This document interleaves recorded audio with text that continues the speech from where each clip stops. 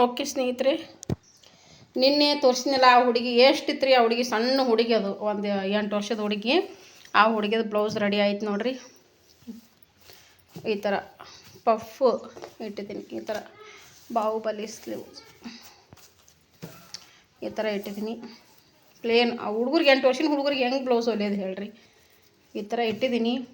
ಸಿಕ್ಕಾಪಟ್ಟೆ ಬಟ್ಟೆ ಬಿಟ್ಟಿದ್ದೀನಿ ನೋಡಿರಿ. ಇಷ್ಟೊಂದು ಬಟ್ಟೆ ಬಿಟ್ಟಿದ್ದೀನಿ. ಮುಂದೆ ಅವರು ದೊಡ್ಡರಾದಿಂದ ಬರಬೇಕು ಅಂತ ಲೆಂತ್ ಕೂಡ ಜಾಸ್ತಿ ಇಟ್ಟಿದ್ದೀನಿ. ಯಾಕಂದರೆ ಮುಂದೆ ಅವರು ಒಂದು 10 ವರ್ಷ 15 ವರ್ಷದವರೆಗೂ ಬರಬೇಕದು. ಹಂಗಂದ್ಬಿಟ್ಟು ಲೆಂತ್ಗೂ ಜಾಸ್ತಿ ಇಟ್ಟಿದ್ದೀನಿ. ಆಮೇಲೆ ಇಲ್ಲಿ ಸೈಡ್ಗೆ ಬಟ್ಟೆನೂ ಜಾಸ್ತಿ ಬಿಟ್ಟಿದ್ದೀನಿ ನೋಡಿರಿ. ತೋಳು ಕೂಡ ಸಿಕ್ಕಾಪಟ್ಟೆ ಬಟ್ಟೆ ಬಿಟ್ಟಿದ್ದೀನಿ. ಮುಂದೆ ಅವರು ಇನ್ನೂ 4-5 ವರ್ಷ 6 ವರ್ಷ ಇಟ್ಟು ಉಡ್ಬೋದು, ಹಂಗೆ ಇಟ್ಟಿದ್ದೀನಿ ನೋಡಿರಿ. ಅಥವಾ ಈ ಥರ ಲೇಸ್ ಹಚ್ಕೊಂಡಿದ್ದೀನಿ, ಈ ಥರ ಪಂಚ್ಕೊಳ್ಳಿಟ್ಟಿನಿ. ಈ ಥರ ಹೊಲ್ದಿ ನೋಡಿರಿ ಹೆಂಗಾಗೈತೆ ರೀ ಬ್ಲೌಸು. ಮತ್ತು ಇವು ಇಲ್ಲೈತಿ ಅವ್ರ ಅಕ್ಕಂದು ಹೊಲಿಬೇಕು ರೀ. ಅವ್ರ ಅಕ್ಕಂದೇನು ಪರವಾಗಿಲ್ಲ, ದೊಡ್ಡಕ್ಕಿದ್ರೆ ಅವ್ರ ಅಕ್ಕ ಸ್ವಲ್ಪ ನಡಿತೈತಿ. ಇದು ಇವಾಗ ರೆಡಿ ಮಾಡ್ಬೇಕು ರೀ. ಬೆಳಗ್ಗೆ ಎದ್ದು ಕುಂತ್ಕೊಂಡು ಇದನ್ನೇ ಮಾಡಿದ್ನ. ಟಿಫಿನ್ ಮಾಡಿದ್ದೆ, ಸ್ವಲ್ಪ ದೋಸೆ ಹಾಕಿಕೊಟ್ಟಿದ್ದೆ. ದೋಸೆ ಹಿಟ್ಟು ಹಾಕಿದ್ನಲ್ಲ, ದೋಸೆ ಮಾಡಿದ್ದೆ. ಮಾಡಿ ಅತ್ತಿಗೆ ಯಜಮಾನ್ರಿಗೆ ಊಟ ಮಾಡಿಸಿ ನಾನು ಕುಂತ್ಕೊಂಡು ಇದೇ ಮಾಡಿದ್ದೀನಿ ನೋಡಿರಿ. ಇನ್ನು ನಮ್ಮೂರು ಜಾತ್ರೆ ಐತ್ರಿ, ಕಾರ್ತಿಕ್ ಅಂದ್ರೆ ಇಲ್ಲಿಗೆ 1 ತಿಂಗಳು ಉಳಿತು ಜಾತ್ರೆ ಐತ್ರಿ. ಅಲ್ಲಿ ನೋಡ್ರಿ ನಿನ್ನೆ ಒಬ್ಬರು ತಂದು ಕೊಟ್ರು ಅಂತ ಹೇಳಿದ್ನಲ್ಲ, ಅವಿಷ್ಟು ಬಟ್ಟೆ ರೆಡಿ ಮಾಡಬೇಕು. ಇನ್ನೂ ಅಲ್ಲಿ ಇಟ್ಟಿನಿ ರೀ. ಅವು ಇದ್ದು ಅಲ್ಲೇ ಇರ್ಲಕ್ಕೆ ಅವ್ರಿಗೆ ಹೇಳಿ ನಾನು, ಇನ್ನೂ ಸ್ಕೂಲ್ ಡ್ರೆಸ್ ಬಂದವು, ಅವ್ರಿಗೆ ಹೇಳಿ ನಾನು ಸಾವ್ಕಾಶ ಜಾತ್ರೆ ಆದಮೇಲೆ ಕೊಡ್ತೀನಿವ ಅಂಥೇಳಿ. ಯಾಕಿರ್ಲಕ್ಕ ಅಷ್ಟೇ ಕೊಡ್ಯವ, ಈಗ ಜಾತ್ರೆಗೆ ಕೊಡು ಅಂತಂದ್ರೆ. ಹೀಗಾಗಿ ಇದು ಒಂದು ಬ್ಲೌಸ್ ರೆಡಿ ಮಾಡಿ ಇನ್ನೂ ಅಲ್ಲಿದಾವಲ್ಲ ರೀ, ಅವಿಷ್ಟು ಹೊಲಿಬೇಕು. ಅವು ರೆಡಿ ಮಾಡ್ಬೇಕು ನೋಡಿರಿ. ಮತ್ತು ಇನ್ನೂ ಚೂಡಿದಾರ್ ತೊಗೊಂಬರ್ತೀನಿ ಅಂತ ಹೇಳಿರಿ, ತಂದು ಹಾಕ್ತೀನಿ ಅಂದ್ರೆ ಮನೆ ಹೊಲಿಸ್ಕೊಂಡು ಹೋದ್ರು ಚೂಡಿದಾರ. ಚೆಂದಾಗ್ಯಾವತ್ತ, ಮಸ್ತಾಗ್ಯಾವ್ರಿ. ಮತ್ತು ಬಂದು ತೊಗೊಂಬರ್ತೀನಿ ರೀ ಸಣ್ಣ ಹುಡುಗಿಗೆ ಅಂತ ಹೇಳಿ ಹೋಗ್ಯಾರ. ಅವು ರೆಡಿ ಮಾಡಬೇಕು. ಹಿಂಗೆ ನೋಡಿರಿ, ಹೊಲಿತೀನಿ ಅಂತ ಅಂದಿನ ಜನರಿಗೆ ಇಷ್ಟೊಂದು ಬಟ್ಟೆ ತರಾಕತ್ತಾರ. ಇಷ್ಟು ದಿನ ಹೊಲಿಯಲ್ಲವ ನನಗೆ ಆಗಂಗಿಲ್ಲ ಅಂತಂದಿದ್ದೆ ಬಂದವರಿಗೆ, ಅಯ್ಯೋ ಹೊಲಿಯಲ್ಲ ಅಂತ ಬಿಡು ಅಂತ ಯಾರೂ ಬಂದಿಲ್ಲ. ಹಿಂಗೆ ನೋಡಿರಿ, ಯಾವುದೇ ಆಗಲಿ ನಾವು ಕೆಲಸ ಮಾಡ್ತೀನಪ್ಪ ಅಂತಂದ್ರೆ ನಮಗದು ಹುಡ್ಕೊಂಡು ಬರುತ್ತೆ. ಆ ಕೆಲಸ ನಮಗೆ ಹುಡ್ಕೊಂಬರುತ್ತೆ. ನಾನು ಅಲ್ಲ ಅಂತೇಳಿ ನಾವೇ ಟಾರ್ಚರ್ ಮಾಡಿದೀವಿ ಅಂದ್ರೆ ಅದು ಬರಲ್ಲ. ಹಿಂಗಾಗಿ ನೋಡಿರಿ ಮಾಡಾನ್ರಿ. ಸುಮ್ಮನೆ ಖಾಲಿ ಕುಂದ್ರದ್ಯಾಕೆ, ಸುಮ್ಮನೆ 4 ದುಡ್ಡು ಆಗ್ತದೆ ಎದಕ್ಕರೆ ಮುಂದೆ ಮಾಡಬೇಕು. ಸುಮ್ಮನೆ ಖಾಲಿ ಕುಂದ್ರದಕ್ಕಿಂತ, ಯಾಕಂದ್ರೆ ಅಪ್ಪ ಅಮ್ಮ ಇದೊಂದು ವಿದ್ಯೆ ಕಲಿಸ್ಯಾರ ನನಗೆ. ಕಷ್ಟಕ್ಕೆ ಭಾಳ ಅಂದ್ರೆ ನನಗೆ ಕಷ್ಟಕ್ಕೆ ಸುಖಕ್ಕೆ ಆಗೈತಿ ಇದು ನನಗೆ. ಇದೊಂದು ತಾಯಿ ನೋಡಿರಿ, ಇದೊಂದು ನನಗೆ ಕರೆ ಹೇಳ್ಬೇಕಂತಂದ್ರೆ ಇದು ನನಗೆ ಧೈರ್ಯ. ಇದೊಂದು ಧೈರ್ಯ ನನಗೆ ಸದ್ದು ಹೇಳ್ಬೇಕಂತಂದ್ರೆ. ಯಾರಿಗೂ 1 ರೂಪಾಯಿ ಕೈ ಚಾಚಲಾರ್ದಂಗೆ ನಡ್ಕೊಂಡು ಹೋಗುತ್ತೆ, ಇದು ನೋಡ್ಕೊಂಡು ಹೋಗುತ್ತೆ ನಮ್ಮನ್ನು. ಹೀಗಾಗಿ ನಾ ಮೊದಲು ಬಟ್ಟೆ ಹೊಲಿಯೋದು ಕಲಿಯೋದಕ್ಕೆ ಒಲ್ಲ ಅಂದಿದ್ದೆ. ಅಮ್ಮ ಅಂದರೆ ನನ್ನ ತಾಯಿನೇ ಹಂಗೆ ಅನ್ಬಾರ್ದವ. ಈಗ ನೋಡು, ನಾ ಪ್ರತಿಯೊಂದಕ್ಕೂ ನಿಮ್ಮ ತಂದೆ ಕೈಯಾಗ ಕೈ ಚಾಚಬೇಕಾಗತ್ತೆ. ನನಗೆ ಕೊಡ್ರಿ, ಅದಕ್ಕೆ ಕೊಡ್ರಿ, ಇದಕ್ಕೆ ಕೊಡ್ರಿ ಅಂತ ಇಸ್ಕೋಬೇಕಾಗತ್ತೆ. ಇದು ಒಂದು ನೀನು ಬಟ್ಟೆ ಹೊಲಿಯೋದು ಕಲ್ತು ನೀವು ಇದು ವಿದ್ಯೆ ನಿನ್ನ ಕೈಯಾಗಿತ್ತು ಅಂದ್ರೆ, ಏನೋ ಅಂದಿದ್ಲು ನಮ್ಮಮ್ಮ ಅವಾಗ, ಹಿಂಡ ಹೈನ ಕೈಯಾಗಿದ್ದಂಗೆ, ಹಿಂಡ ಎಮ್ಮಿ ಹೈನ ಕೈಯಾಗಿದ್ದಂಗೆ ಅಂದಿದ್ಲು. ಅಂದರೆ ಯಾವಾಗಲೂ ದುಡ್ಡು ಆರ್ತಿರ್ತೈತಿ ಕೈಯಾಗ. ನೀ ಕಟ್ಕೊಂಡು ಗಂಡಗೆ 1 ರೂಪಾಯಿ ನನಗೆ ಇದು ಕೊಡು ಅಂತ ಅನ್ನೋ ಪರಿಸ್ಥಿತಿನೇ ಬರಲ್ಲ ನಿನಗೆ. ಅಷ್ಟು ನೋಡ್ಕೊಂಡು ಹೋಗ್ತಿದ್ದು ನೀನು. ಕಲಿಯವ ಇರಲಿ, ಸುಮ್ಮನೆ ಎಲ್ಲದಕ್ಕೂ ಗಂಡಗೆ ಬಾಯಿ ತೆಗಿಬಾರ್ದು.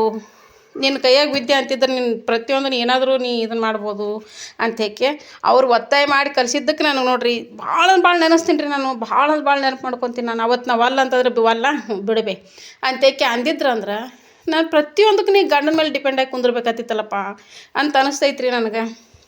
ಇವಾಗ ನೋಡಿರಿ, ನಾನು ಎಷ್ಟೋ ಇದನ್ನು ಮಾಡೀನಿ ರೀ. ಇದರಿಂದ ಎಷ್ಟೋ ದುಡ್ಡು ಸಂಪಾದನೆ ಮಾಡಿದೆ, ಬಂಗಾರ ಸಂಪಾದನೆ ಮಾಡಿದೆ ಒಂದು ಟೈಮಲ್ಲಿ. ಇವಾಗಿಲ್ಲ, ಎಲ್ಲ ಖಾಲಿ ಕುಂತೀನಿ. ಹೋಲ್ಬಿಡ್ರಿ ಅದು. ಒಟ್ಟು ಇರಬೇಕು ರೀ, ಏನಾದರೂ ಒಂದು ವಿದ್ಯೆ ಇರಬೇಕು ಕೈಯಾಗ. ನಾವು ಯಾಕಂದ್ರೆ ಯಾವುದಕ್ಕೂ ಕಮ್ಮಿ ಇಲ್ಲ, ನಾವು ಕುಂತು ಉಣಲ್ಲ ಅನ್ನೋದೊಂದು ತೋರಿಸ್ಕೋಬೇಕು. ಆಮೇಲೆ ಖಾಲಿ ಕುಂದ್ರಬಾರ್ದು ಮನುಷ್ಯ, ಖಾಲಿ ಕುಂತು ಕೆಡಬಾರ್ದು. ಏನಾದರೂ ಒಂದು ಮಾಡ್ತಿರ್ಬೇಕು ನೋಡಿರಿ. ಈಗ ನಮ್ಮ ಬ್ಲೌಸುಗಳು ಆಯಿತು, ಸೀರೆ ಸಾರಿ ಪಿಕೋ ಮಷಿನ್ ಅದು ಯಾವುದು ಹೊರಗೆ ಹಾಕಕ್ಕೆ ಹೋಗಂಗಿಲ್ಲ. ಬೇಡ, ನಮ್ಮ ಬ್ಲೌಸ್ ಹೊಲ್ಕೊಂಡು ನಾವು ಉಟ್ಕೊಂಡ್ರೆ ನಮಗೆ ಎಷ್ಟು ಉಳಿತಾಯ ಇರ್ತೈತೆ ರೀ. ಹೊರಗಡೆ ಹೋಗಿ ಹೊಲಿಸೋದಕ್ಕಿಂತ ನಮ್ಮ ಬ್ಲೌಸ್ ನಾವೇ ಸ್ಟಿಚ್ ಮಾಡ್ಕೊಂಡ್ರೆ ಎಷ್ಟೋ ಉಳಿತಾಯ ಇರ್ತೈತಲ್ಲ. ಅದರ ಒಂದು ಹೇಳ್ರಿ, ಅದಕ್ಕೆ ಏನಂತೀರಿ ನೀವು? ನಮ್ಮ ಕೈಯಾಗ ವಿದ್ಯೆ ಇರಬೇಕು ರೀ. ಯಾವುದೇ ಆಗಲಿ ನಮ್ಮ ಕೈಯಾಗ ವಿದ್ಯೆ ಇರಬೇಕು. ಭಾಳ ಅಂದ್ರೆ ಭಾಳ ಹೆಲ್ಪ್ ಆಗೈತಿ ಇದು. ನನ್ನ ತಂದೆ ತಾಯಿ ನನಗೆ ಇದನ್ನು ಕಲಿಸ್ಕೊಟ್ಟದ್ದು ಭಾಳ ಹೆಲ್ಪ್ ಆಗೈತಿ ನನಗೆ.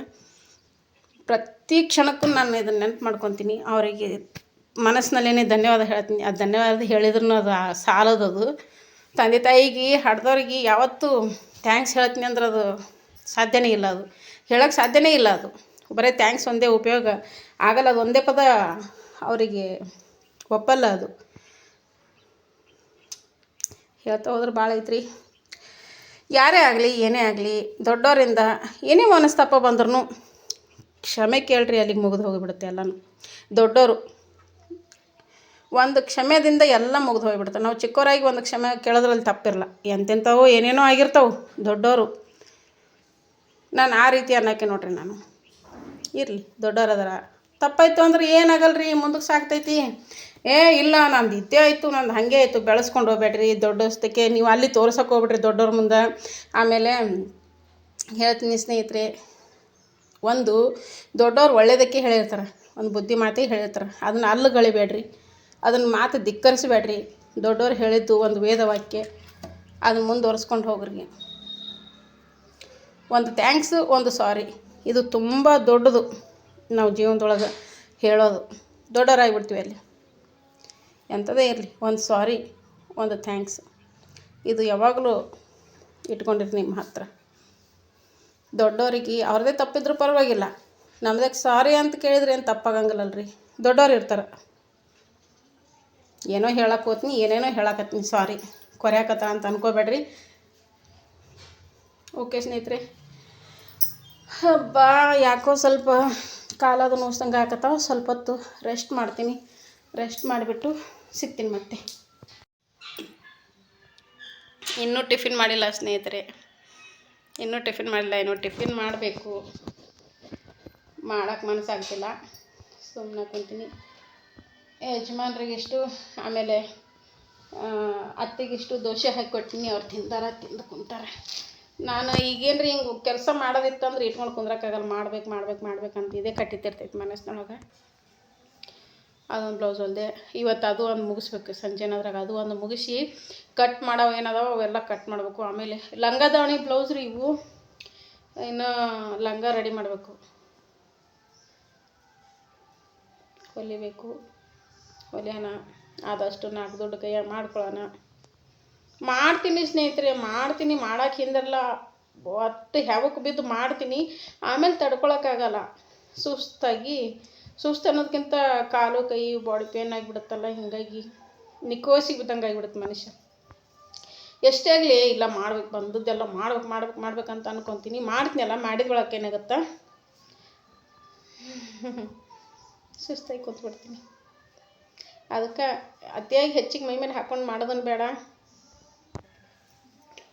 ಎಷ್ಟಾಗುತ್ತೆ ಅಷ್ಟು ಮಾಡ್ಕೊತ ಹೋದ್ರಾಯ್ತು ಅಂಥೇಳಿ ಮಾಡಾಕತ್ತೀನಿ ನೋಡ್ರಿ.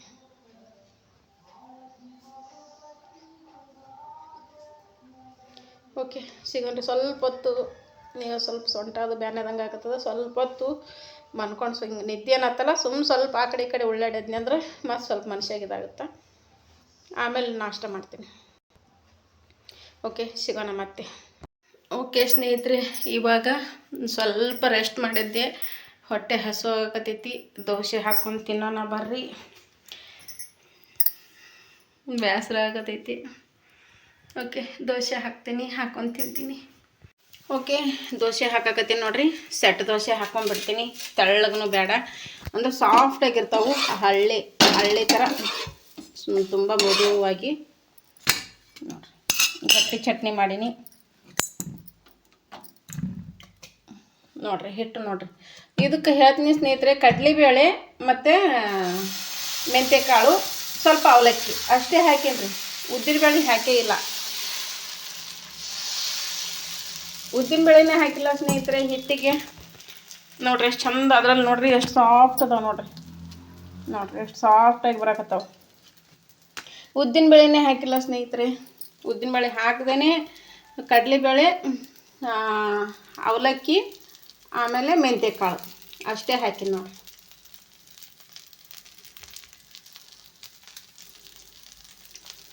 ನೋಡಿರಿ ಸಾಫ್ಟ್ ದೋಸೆ ಬರೀತೀನಿ. ನಾನು ಗಟ್ಟಿ ಚಟ್ನಿ ಮಾಡೀನಿ.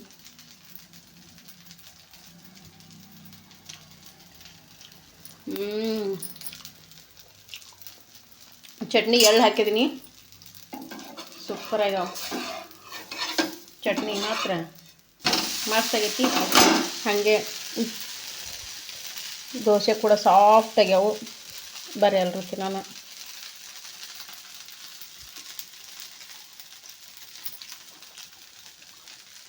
ಬೆಳಗ್ಗೆ ತಿನ್ಬೇಕು ಅನ್ನಿಸ್ಲಿಲ್ಲ ನನಗೆ. ಟೈಮ್ ಬಂದು 1 ಗಂಟೆ ಆಗೈತಿ. ಇವಾಗ ತಿನ್ನಕತ್ತೀನಿ ನೋಡ್ರಿ. ಹಿಟ್ಟು ನೋಡ್ರಿ ಎಷ್ಟು ಚಂದ ಉಬ್ಬೈತಿ ನೋಡ್ರಿ. ನೀವು ಮಾಡ್ಕೋಬೋದು. ಉದ್ದಿನಬೇಳೆ ಖಾಲಿ ಆದಾಗ, ಉದ್ದಿನಬೇಳೆ ಇಲ್ಲ ಅಂದಾಗ ಈ ಥರ ಮಾಡ್ಕೋಬೋದು.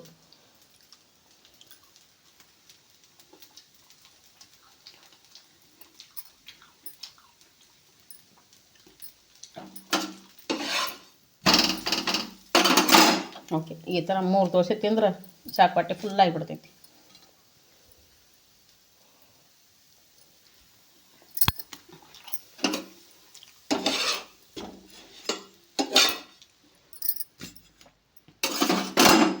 ಬರೀ ಇನ್ನೂ ಒಂದು ಹಾಕ್ಕೊಂಡು ಬಿಡ್ತೀನಿ.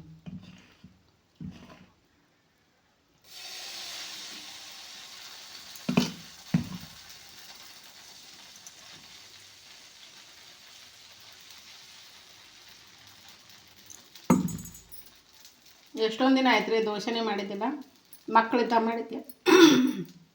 ಅವರು ಹೋಗಿ ಮತ್ತೆ ಈಗ 10-12 ದಿನನೇ ಆಯಿತು.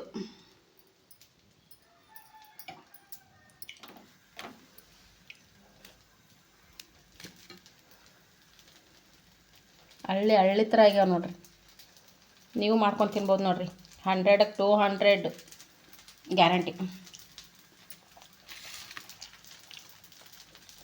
Full soft. ಉದ್ದಿನಬೇಳೆ ಇಲ್ಲದೇ ಮಾಡಿರುವಂಥ ದೋಸೆ.